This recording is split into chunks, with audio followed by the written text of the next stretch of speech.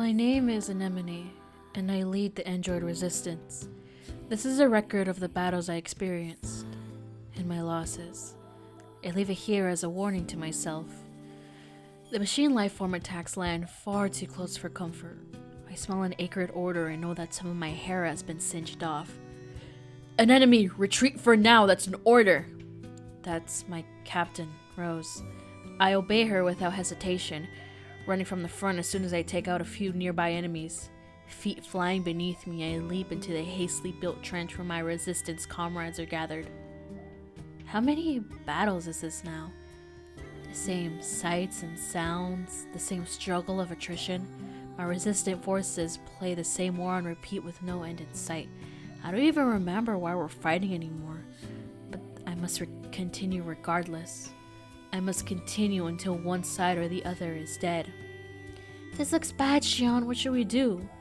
Calm down, Lily. We'll find an opening somewhere. You don't search for an opening, you make one. Dahlia, wait! I grab Dahlia's arm before she can flee the trench and turn to Rose. She brought us here, after all. She must have a plan of some sort. But as the enemy horde closes in, Rose simply squints off in the distance. There's been a change of movements, she finally says. Someone started fighting over there. But that's not possible, stammers Margaret. We're all here. Margaret's right.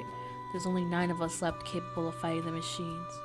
Captain Rose, Gerbera, Lily, Sonia, Erica, Margaret, Shion, Dahlia, and me, Anemone. We're all that's left of the 8 descent forces. That one that took place roughly 200 years ago. An uneasy Sonia pulls Shion close and chews on a loose strand of hair. I don't like it, she says. What if it's some kind of machine trap? They wait for a while, heart pounding until they hear the enemy fire a lesson. Okay, I said. This looks like our chance. Let's pull back. Someone's fighting there, Anemone, cries Dahlia. We can't abandon them. Oh, so you want to risk all of our lives for some stranger? Come on, we don't even know if this mystery fighter is on our side or not. That's not what I said. Enough of you two! Barks Shion. The captain makes a final decision on this. After Shion speaks, all of us turn to Captain Rose. She looks us in the eyes and nods slowly before starting to speak. Gerbera, the enemy is heading towards the explosives we set up earlier, yes? Gerbera thinks for a moment. Now that you mention it, yeah, they are. A slight smile crosses Rose's face, yet she seems perfectly composed. Good. If this goes well, we might be able to take them all out. I want all of you to leave this trench and get those explosives, says Rose. We'll let the blast take out most of them, then clean up the stragglers. Identifying your unknown mystery fighters can wait until we're done. No one objects to the captain's decision. The moment she issues the order, we all leave from the trench and re-enter the fray. When we reach the battle, we find what appears to be another set of androids dressed in strange black outfits.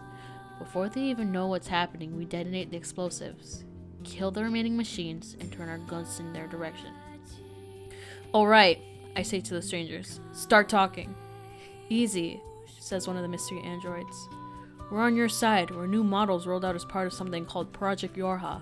Really? I say. We haven't heard anything about new models.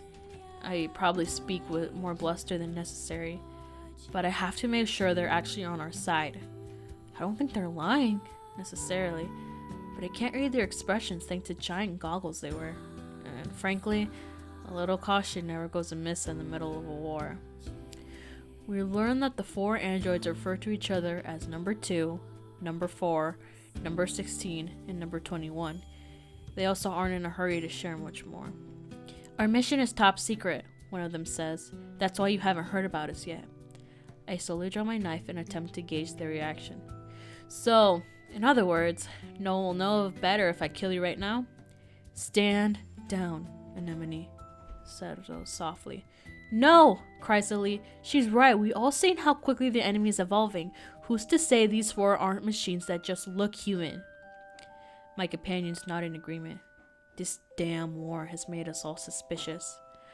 One of the strangers, number 16, I believe, draws a long knife from its sheath. If it's a fight you want, she says, I'm happy to give it to you. Before I can respond, Dahlia leaps in front of me with her weapon at the ready. This is it. We're going to fight.